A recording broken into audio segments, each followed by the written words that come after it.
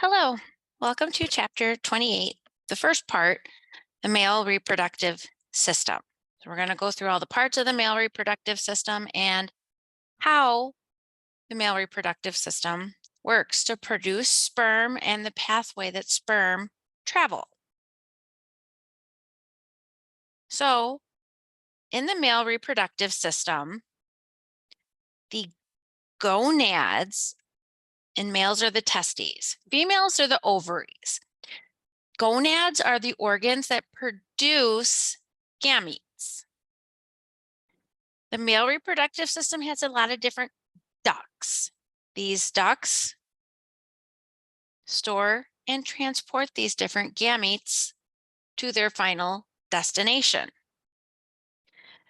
The male reproductive system also has a lot of different glands. These glands are going to produce different substances that add to the semen. It could also help the sperm actually become motile or mobile. There's a lot of different supporting structures in the male and the female reproductive system. In the males, it's the penis and it's the uterus in the females. That male genital system has the testes. There's a bunch of systems of ducts. We'll go through what all these ducts are, but it's the epididymis, the ductus deferens, the ejaculatory duct, and the urethra. There's also supporting structures, the scrotum, and that penis. So in this male reproductive system, the scrotum is what holds the testes outside of the body. The testes are the organ that produces the sperm. It also produces that testosterone. We have this epididymis.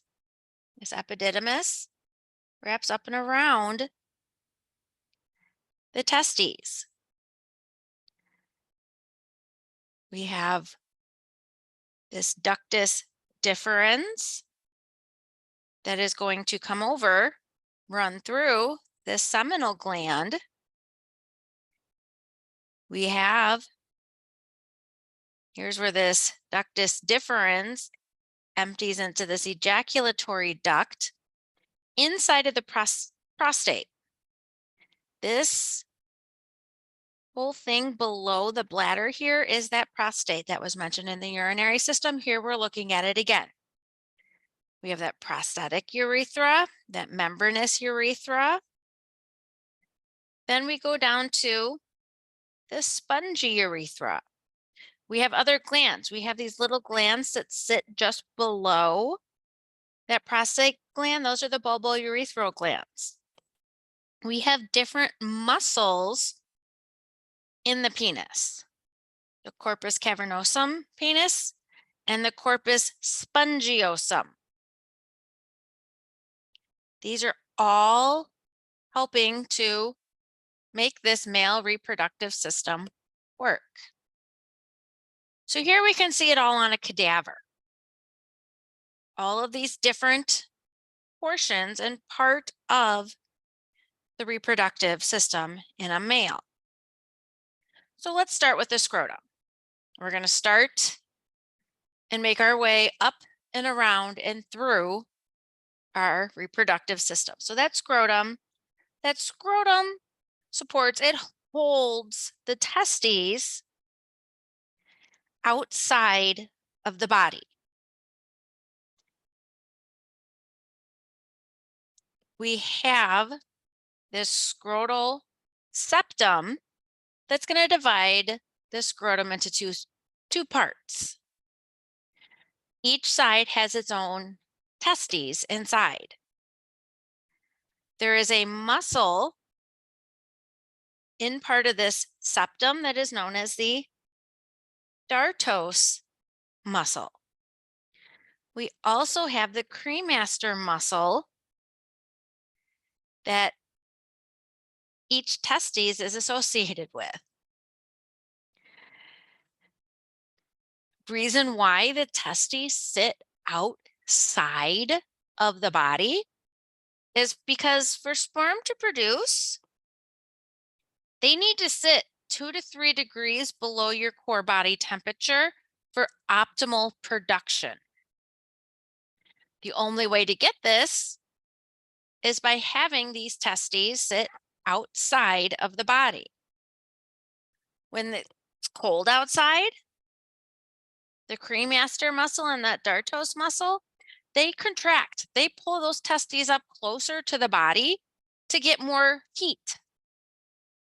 This allows this heat to warm those testes to where they should be, but without going too high, which is what our core body temperature usually sits at. Our testes. Our testes are these little oval kind of glands. They're about 2 inches long and about 1 inch in diameter. There's 2 of them, one on the right, one on the left.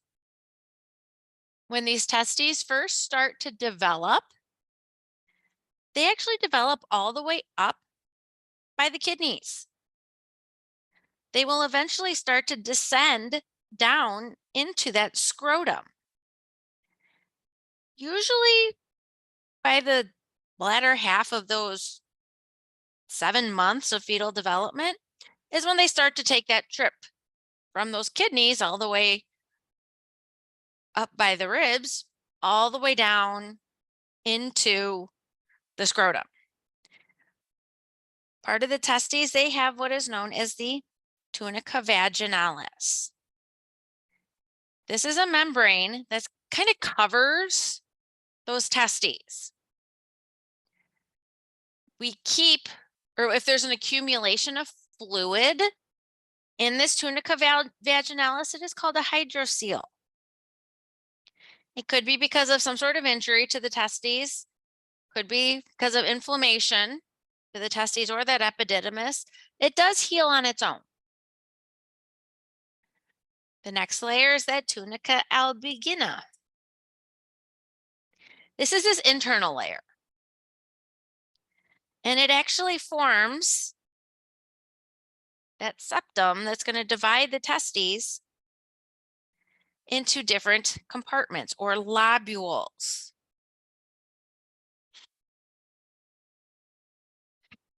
These seminiferous tubules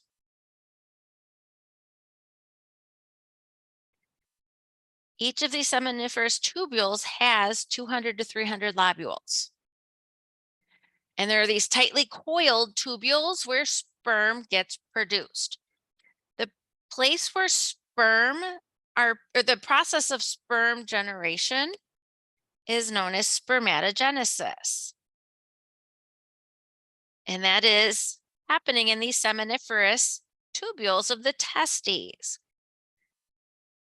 So we can see that scrotum. That next layer up is that dartos muscle. We see the scrotal septum. Here we can start to get into these different layers. We have the tunica vaginalis. The next layer in is that tunica albigina. So there's a lot happening in this area. So within these seminiferous tubules, these sperm cells are going through spermatogenesis, or they're creating, or they're starting at that spermatogonia. They will differentiate into sperm forming cells. And then there's also nurse cells that are also in the testes. And they help to support this whole spermatogenesis process. So those spermatogonia, as I said, were stem cells. They develop from primordial germ cells.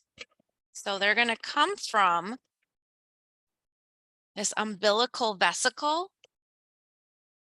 and they enter into the testes during that 5th week of development, fetal development. The embryonic testes, they have these primordial germ cells that are going to differentiate into that spermatogonia, and they remain dormant until puberty. They start producing sperm at puberty. So these seminiferous tubules, there's layers of cells. These layers of cells are going through different stages of spermatogenesis.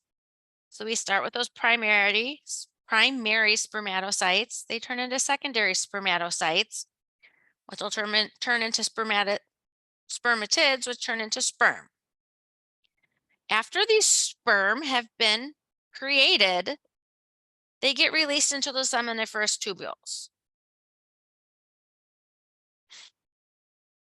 We have these nurse cells, or succentacular cells, or the other name for them, or Sertoli cells. They help this entire process of spermatogenesis. They create this blood testes barrier. Through this blood testes barrier that keeps blood pathogens, any foreign objects, foreign substances away from those developing sperm. Because those sperm get recognized as foreign by our immune system. So our immune system would come in and attack if it wasn't for those nurse cells blocking off that area. They also nourish. So they're going to provide the nutrients. Since they're blocking off our immune system from coming in, they're going to pick up those different nutrients from the bloodstream, and they're going to pass them along to these developing cells. They help to phagocytize any extra spermatid cytoplasm. They're controlling the release of sperm. They actually produce different fluids that help the sperm move. They secrete that inhibin, and they regulate those testosterone and follicle stimulating hormone effects. So here, we took a testes and slit it right in half. In this testes, you can see this tunica albugina that is forming all of these different septums inside this testes. We have these different lobules. This is this one area where we have all of these tubes. These tubes are those seminiferous tubules. These seminiferous tubules are where sperm are being produced. We also can see the head of the epididymis. So where this testes, this whole area through here is the testes. Then as sperm get developed, they start to head that way. They're going to head into that epididymis. So here we can see a testes, both one that is whole. You can see that actual testes, whoops. You can see that epididymis, and then they cut it in half. You can sort of see those seminiferous tubules. They're not as zoomed in as this picture up here, though. So in this process of spermatogenesis, we have lots of layers of these cells. These spermatogonia, or spermatogonium, these are going to differentiate into those primary spermatotids, which mature. They continue to mature as they travel along into secondary spermatotids, or spermatocytes, which turn into these spermatotids, which turn into these sperm. Here's a nice electron micrograph where you can see this whole process happening. There's all the different layers of the cells that are all in. They start at the earliest stages at the bottom, and then as they move closer and closer to the outside, they're further along in that process of maturation. So within the testes, there's these spaces that are around these seminiferous tubules. Within these areas, we have interstitial endocrine cells, or Leydig cells. These are the cells that make that testosterone, that interstitial endocrine cells, or Leydig cells. I learned them as Leydig cells. Now they call them interstitial endocrine cells.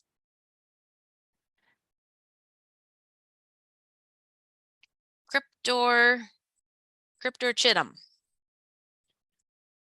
Those testes do not descend into the scrotum. About 3% of full-term male infants, those testes have not completely descended down. It's higher in premature infants. There's a lot of reasons, but if it's bilateral and it does not get treated, it can cause sterility. It increases the chance of testicular cancer. So usually boys that are born with this problem, the testes will spontaneously descend within that first year of life. That's an 80% of boys. But if they do not spontaneously descend down, by about 18 months of age, they will surgically correct it. They will go in, take those testes and physically descend them down into, or the testes down into the scrotum.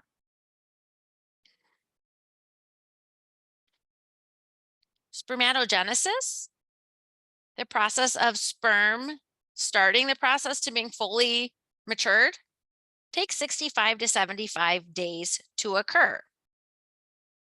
So when this happens, we start with a diploid cell. A diploid cell has that full number of chromosomes, has 46. These spermatogonia are those stem cells. These cells specifically go through mitosis, where we end up with two identical cells. Some of these cells are going to remain at that basement membrane, and they're undifferentiated, and they serve as future stem cells. The rest of these cells, when they divide, they start getting pushed up towards that surface. They're going to undergo those developmental stages into those primary spermatocytes. These primary spermatocytes are still diploid cells. They still have those 46 chromosomes. So after we have primary spermatocytes, at this point, we start meiosis. Meiosis is a process that only happens in sperm and oocytes, the egg. So we take these haploid cells and these different chromosomes, they line up. Kind of line up here. Say we have another one here. They're going to line up. And what they do, this is what makes every single sperm cell unique. So maybe this part here with this information, going to trade places, and it's going to come, well, no, the other side there. It's going to come in and fill in here. This part here is going to go over there and replace there. So during this first part of meiosis, just small chunks of our chromosomes are trading places with these other cells of the same material. So this is what makes every sperm cell unique. They're trading off different areas. Could be hair color, could be eye color, could be different physical features. They're not switching over parts like how to make a stomach, how to make a heart, how to make your different organs. They're switching around different characteristics, different features. And during this first part of meiosis, these different chromosomes are going to split apart, and then we form two cells through the first stage of meiosis. Those are secondary spermatocytes. These secondary spermatocytes now only have 23 chromosomes. They have half the amount. There's no replication of DNA in secondary spermatocytes. We then go through meiosis 2. The second time we take those two cells, everything gets split up again, and we end up with 4 haploid cells, or those spermatids. These sperm, as they divide, they mature, they fail to complete cytoplasmic separation. They can remain in contact with these cytoplasmic bridges that are made throughout their entire life, their entire development anyways. And this is how many of these different sperm cells are created. This is how these different sperm cells split off, because males have those XY chromosomes.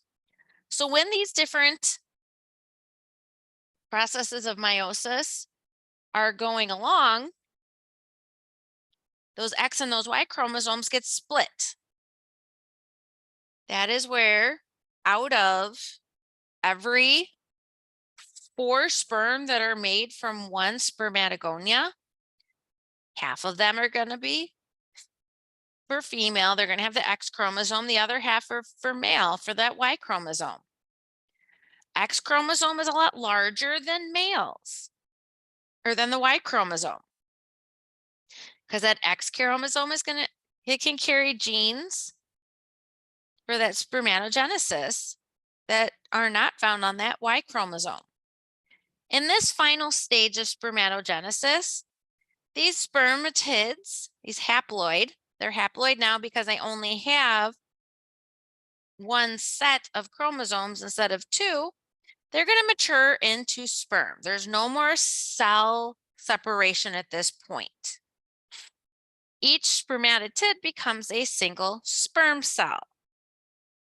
They have all their normal components. The main difference is sperm have those flagellum. It is the only cell in the human body that has a flagellum. Any other cells that have a flagellum could be a bacteria. These nurse cells are going to get rid of any excess cytoplasm, and then these sperm will get released from these nurse cells, spermation, and this is where these sperm will start to go through these seminiferous tubules. There's different fluids that are getting released and pushing these sperm along. This fluid is helping these sperm get into that epididymis, because at this point, the sperm are not ready to swim. That flagellum and those parts of that sperm that help it move are not active yet. So there needs to be fluid washing along to help push these sperm through these different areas. So as this whole process happens, we start from these sperm cells, the spermatogonium. They're going to go through mitosis into that primary spermatocyte. At this point, they go through meiosis. Meiosis 1 gives us these secondary spermatocytes where we have 2 cells, and then meiosis 2 is going to give us 4 spermatid. This is spermiogenesis. So we end up with 4 sperm cells at the end.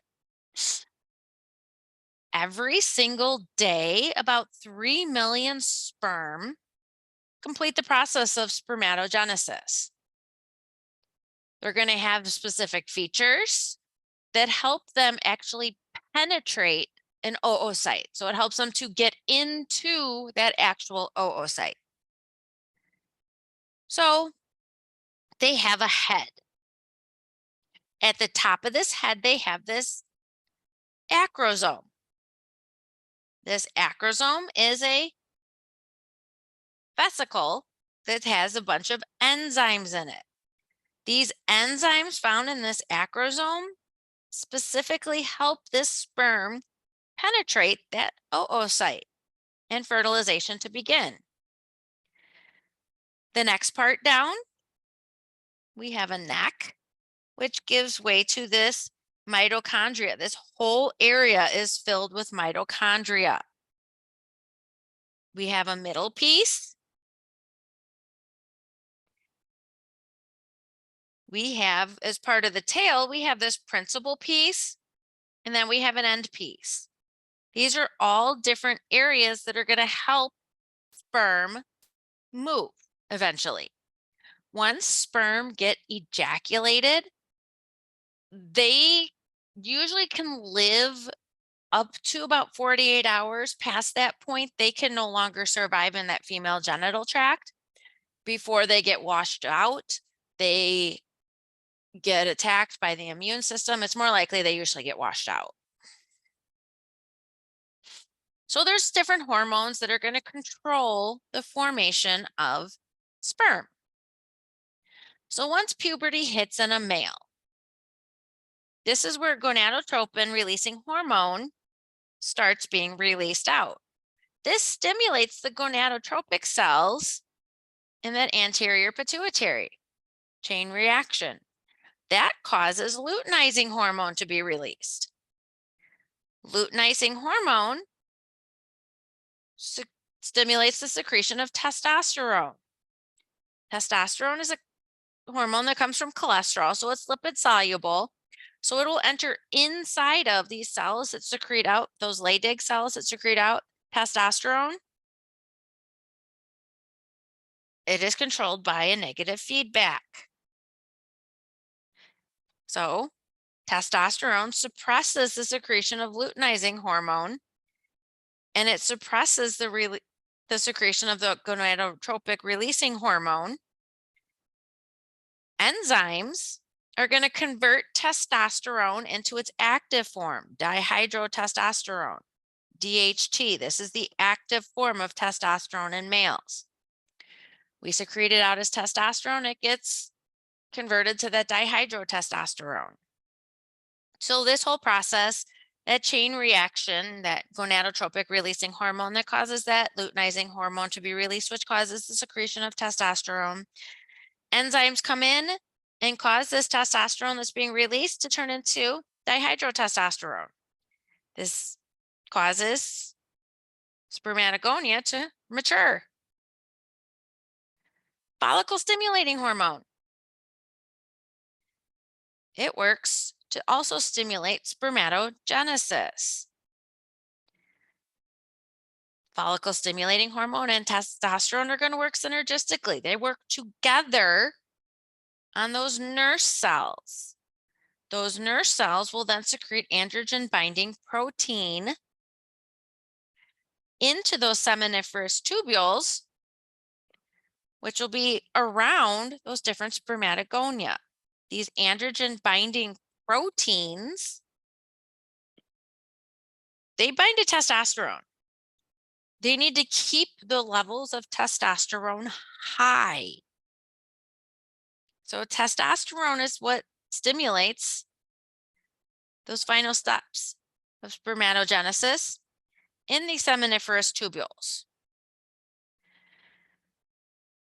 Once we get to a specific place in that spermatogenesis, these nurse cells start releasing inhibin. If spermatogenesis is going too slowly, we release out less inhibin, allowing follicle stimulating hormone to increase the rate of spermatogenesis. Testosterone and dihydrotestosterone, they bind at the same receptors, and they regulate that gene expression. So they're going to turn on some genes, turn off other genes, depending on what may be needed.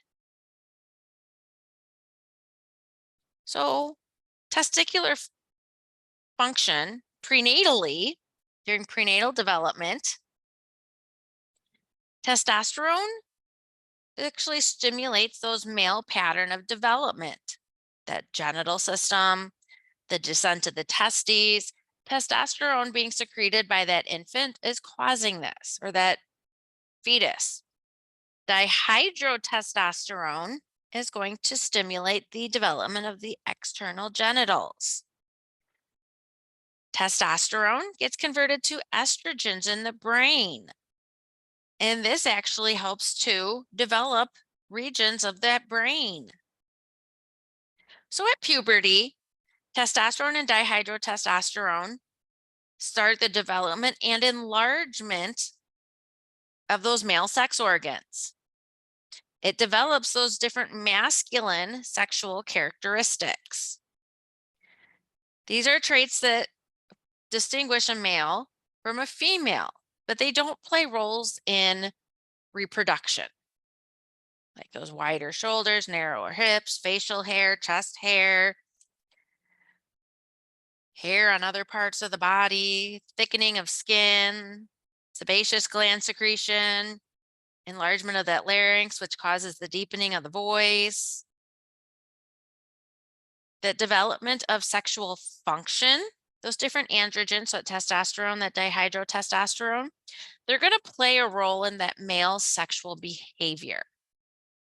It plays a role into that spermatogenesis, that sex drive. Anabolism, androgens are anabolic hormones. So they cause protein synthesis, making of proteins. So it can cause heavier skeletal muscles in male, heavier bone mass in men. So we have that negative feedback system that is regulating the amount of testosterone being produced. We can inhibit the release of gonadotropin releasing hormone, which causes less luteinizing hormone to be secreted, which releases less testosterone. So we always have these negative feedback and controls because we need to keep these levels of these different hormones within certain ranges. Too much can cause problems, too little can cause other problems. So pressure that gets generated by these fluid of those nurse cells are going to push that sperm. It's going to push the sperm through straight tubules to the rate testes, to the efferent ductiles, to the duct of the epididymis. These are just a pathway that the sperm are going to follow to get into that epididymis.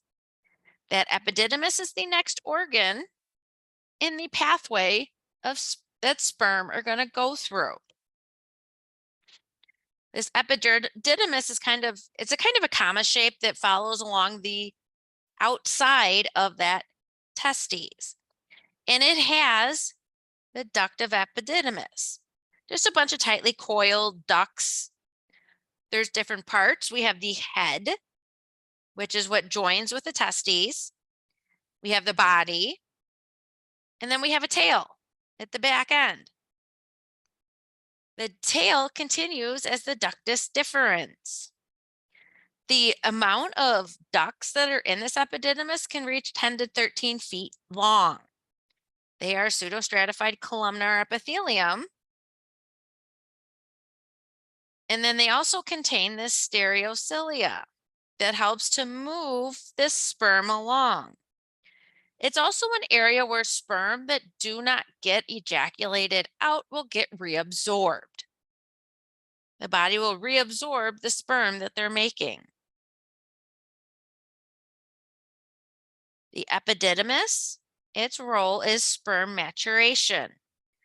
Sperm are not motile until they have made their way through the epididymis. They're not able to fertilize an oocyte until after they've been through the epididymis, and it takes about 14 days to happen. At this point, sperm can propel into that ductus deferens during sexual arousal. Otherwise, the epididymis is going to store the sperm until they are needed. They can store them for several months. If sperm never get used, they get reabsorbed. They just reabsorb them back in and move on to the next round. So at the end of, or that tail of that epididymis, we find the ductus deferens, or vas deferens. That's what I learned it as. It's about 18 inches long, and it follows that epididymis up out of the scrotum. It goes through that spermatic cord, and then it enters into the pelvic cavity. It goes up and over the ureters. It's going to pass down the posterior side of that urinary bladder, where at the ampulla, this ductus deferens is going to drain down into the urethra at this point. So here's kind of this picture. We see these ductus deferens. We see it from this angle that's coming up behind the bladder. This ampulla here is this enlarged portion of that ductus deferens that's going to go down and drain into this urethra.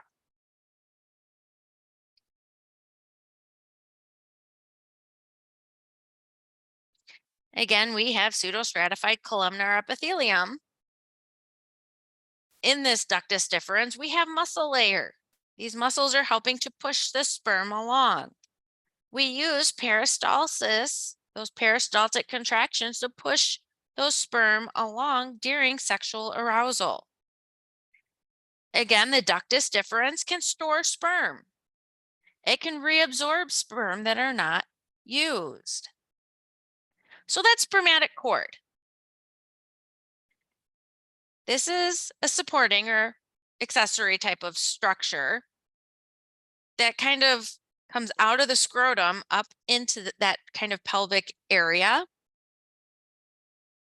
The spermatic cord has that ductus deferens that's going to come up around the testicular artery. We have veins that drain the testes, and then they also carry testosterone into circulation, autonomic nerves, lymphatic vessels, and that cremaster muscle. The spermatic cord and this ilioingual nerve is going to go through this inguinal canal. That's kind of at the crease of your hip. If you sit or bend your hip up, that crease in the hip, that is where that inguinal canal is. It is a passageway that carries this into that the spermatic cord carries this ductus deferens and everything into the pelvic cavity. A varicocele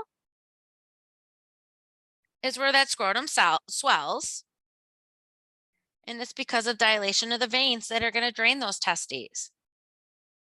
You see it more in person who is standing than sitting, and it usually doesn't require treatment because eventually those fluids will get drained out. The ejaculatory duct. It's only about an inch long. And this is technically where that ductus deferens is going to empty into before it goes into that urethra. It's going to travel through this ejaculatory duct before it enters at that prostatic urethra. This is where sperm gets ejected. We also have seminal gland secretion. So these different glands that are along this pathway that get released just before the release of semen into that urethra. So I showed this whole picture going through. Here's this little ejaculatory duct. It is just this small region right here is what makes up that actual ejaculatory duct. Here we can see it on a cadaver. We can see where that prostate is, that seminal gland is. We can see this. There's where I was looking for the ductus deferens coming down. that ampulla that comes into that ejaculatory duct that is going to open up into that prostate. So there's lots of different glands along this pathway.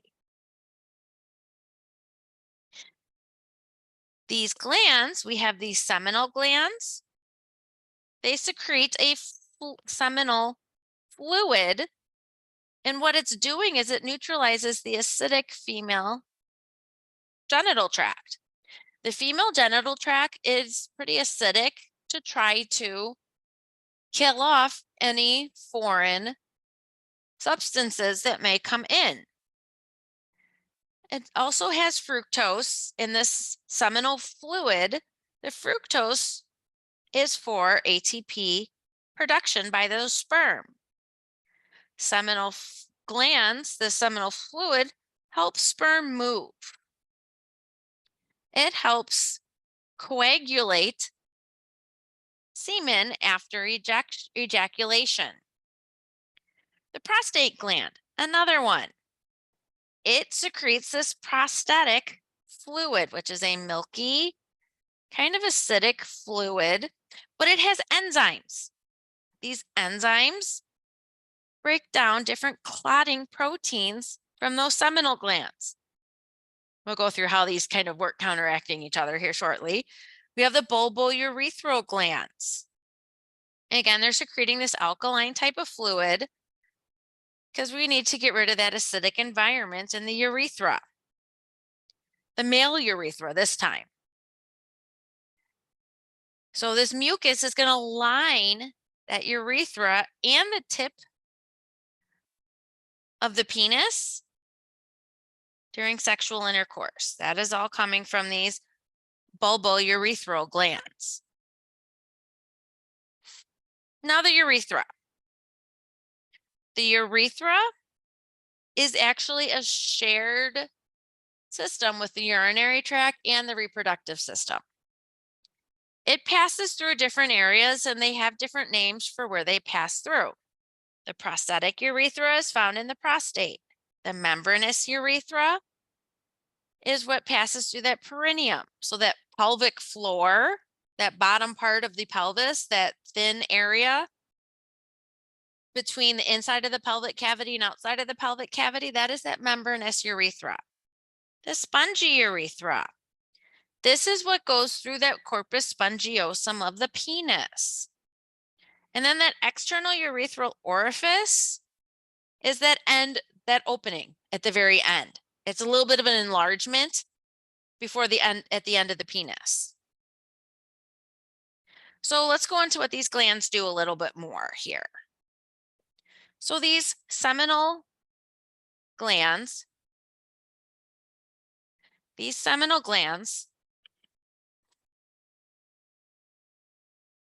they are at the base of that urinary bladder. They secrete out that seminal fluid, which is kind of alkaline.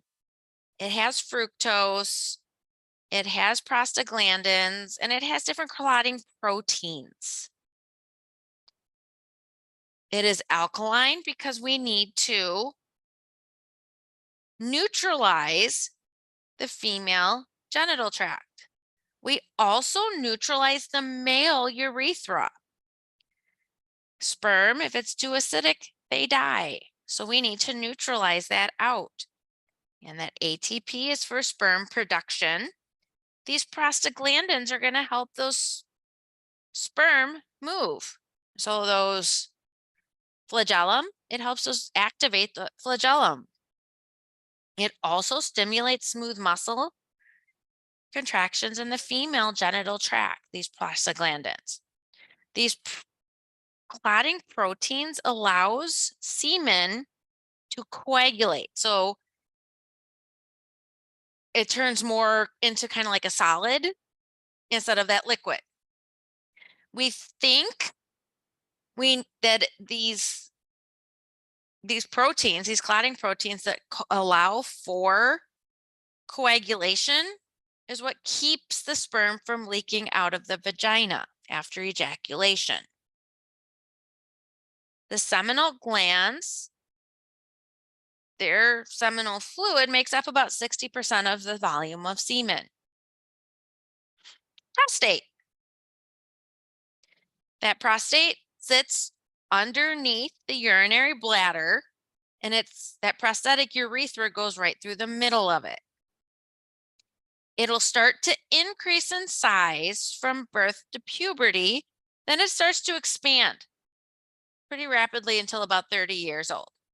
And it remains stable until about 45 when it starts to enlarge even further.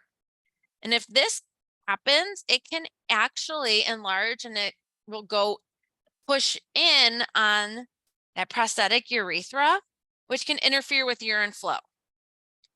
The fluids that the prostate release are known as prostatic fluids. It has some acidity to it that has citric acid, ATP. The citric acid goes into the Krebs cycle, or it's also known as the citric acid cycle. So when it goes in through this Krebs cycle, it's generating ATP this way. We have proteolytic enzymes. This breaks down those clotting proteins. Acid phosphatase. And then we have seminal plasmin. This is an antibiotic that can destroy any bacteria that is found in the female genital tract, any bacteria that may be in the semen. These are going to be secreted into those prostatic urethra, and it makes up about 25% of that semen volume. The bulbourethral glands. These bulbourethral glands are below the prostate. They are at that membranous urethra, which is about that half an inch between that prostate and the prostatic urethra and the outside of the body. They sit in there. They are going to secrete an alkaline fluid. And what it does is it protects the sperm as they're going through the male urethra. There's a mucus that lubricates that penis, which prevents sperm from getting damaged on ejaculation. So that's semen. It has sperm in it. It has that seminal fluid, which is secretions from that seminiferous tubules, those seminal glands, the prostate, and those bulbourethral glands. It's usually 2.5 to 5 milliliters, and it will contain anywhere from 50 to 150 million sperm. If the male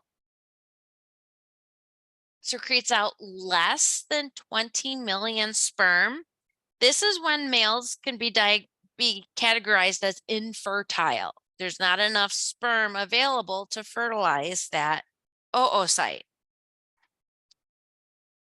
So it takes a very large number of sperm for fertilization to actually happen, because only a very small fraction of sperm actually make it to that oocyte. But if there's too many sperm, more than that 150 million, that can also result in infertility, because those sperm, the tails of those sperm get tangled together and then they're not able to move. Those seminal glands and the bulbourethral glands give semen that sticky consistency. It helps protect against the hostile acidic environment of the female vagina. Semen will coagulate about 5 minutes after ejaculation, and about 10 to 20 minutes after ejaculation, it'll reliquefy. So after these sperm pass through the uterus, they will go into the uterine tubes. Sperm start to get affected by the different secretions of this the uterine tubes. Capacitation will start to happen. Hemospermia is when there is blood in the semen. And this is because the blood vessels that are along these seminal glands get infected. The penis. The penis contains that spongy urethra, and this is the passage through which sperm exit the male penis during ejaculation. So we have the body of the penis, which has three masses of tissue. That's that corpus cavernosa penis, corpus spongiosum penis, and they're each surrounded by this tunica albugina, which is just this connective tissue that separates these into three different places. We have two of these corpus cavernosa, and we have one smaller corpus spongiosum that wraps around that spongy urethra. There is a lot of blood sinuses in the penis. And then we have a lot of smooth muscle and elastic connective tissue in the penis as well. So the distal end of the penis that has that enlarged area is known as the glans penis. The corona is kind of that margin between, and then that external urethral orifice is usually found at the end, the slit-like opening at the end of the penis. In a male who is uncircumcised, they did not get circumcised, they have what is known as a prepuce, which is a layer of almost skin that covers that glans penis at the end. At the root of the penis, this is the part that is attached. And it has the bulb of the penis. And this is kind of that part that actually attaches the penis to the body. We have the crura of the penis, which is kind of this tapered area that comes down to form the penis. So the weight of the penis is supported by different ligaments. And they are continuous with a different fashion. There we have the fundiform ligament. And then we have the suspensory ligament of the penis. These are the ligaments that help to hold the penis to the body, along with all the skin and everything else that is attached. So the penis is the best example in our body, or in the human body, of how the parasympathetic and the sympathetic fibers actually work together for male sexual arousal and ejaculation. So these parasympathetic fibers, they are what start and maintain that erection. So these parasympathetic fibers actually release nitric oxide. This nitric oxide is what causes the smooth muscle and those arterial walls to dilate, get very large. So large amounts of blood is rushing into the penis. This nitric oxide causes the smooth muscle in that erectile tissue to relax. And that causes widening of the different blood sinuses, which allows more blood to collect in there. So as the blood continues to collect, it compresses the veins. It prevents the veins from draining the blood.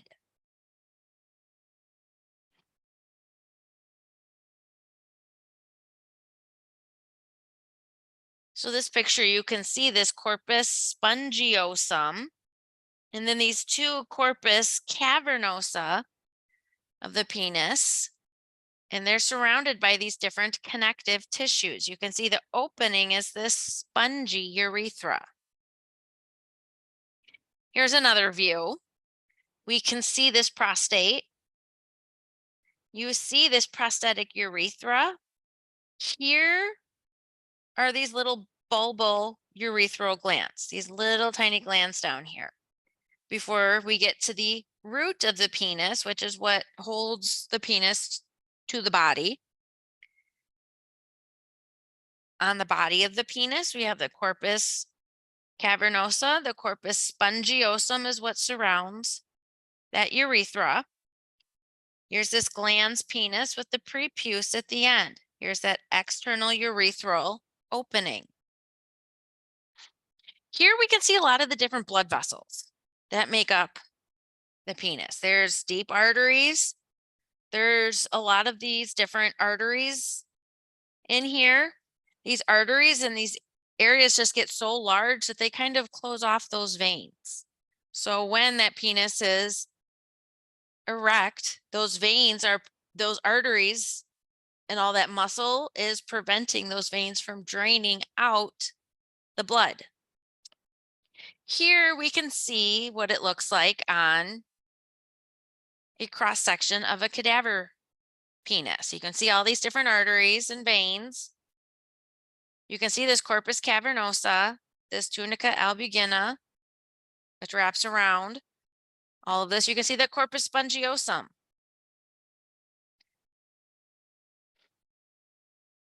So there's a lot of different things that go into the erection of the penis. Again, those parasympathetic fibers.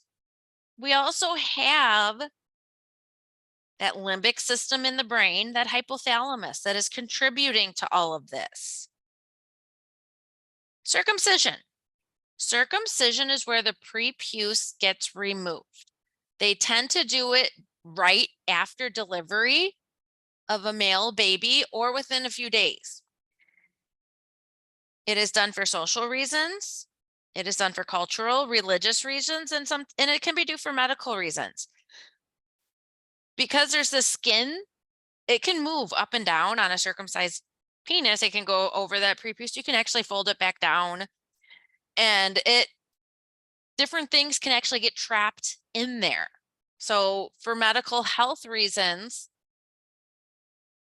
sometimes it can be beneficial. But as your textbook says, there's really no medical justification for circumcision.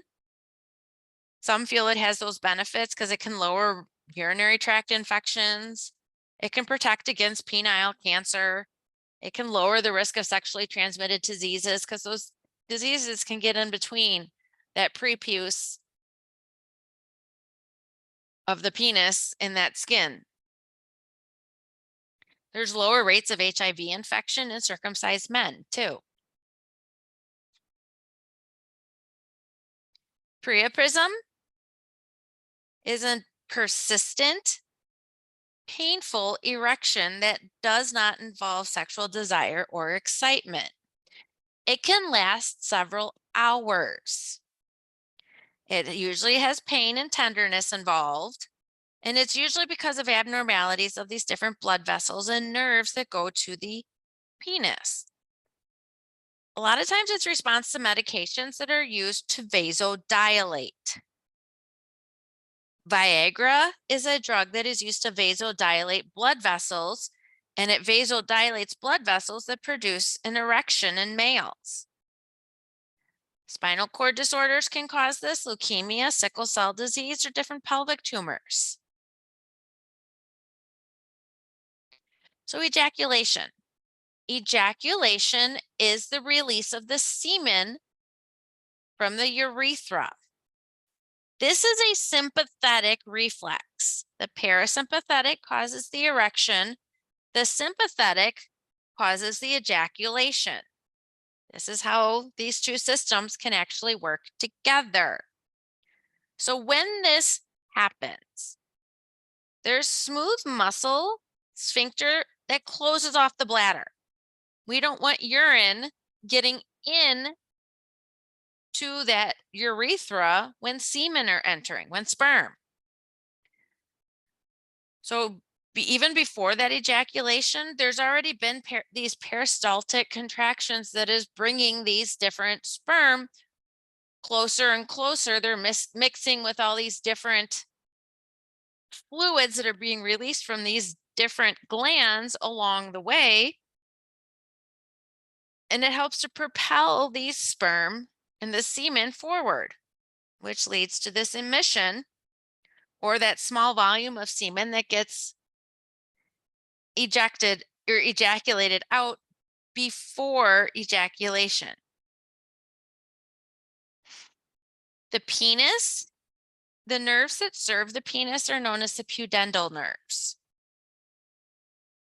So once sexual stimulation has ended, these different erectile tissues, the arteries supplying these, they start to constrict. Blood starts to leave the area, which causes the penis to go back into its relaxed phase. Premature ejaculation is when ejaculation happens too early. Anxiety, there's a lot of other psychological causes, and sensitive foreskin or glans penis. Most males, there's different mental techniques, there's behavior therapy, there's medications to try to prevent premature ejaculation. There's mental ways to work around it. There's a lot of different things that can be done.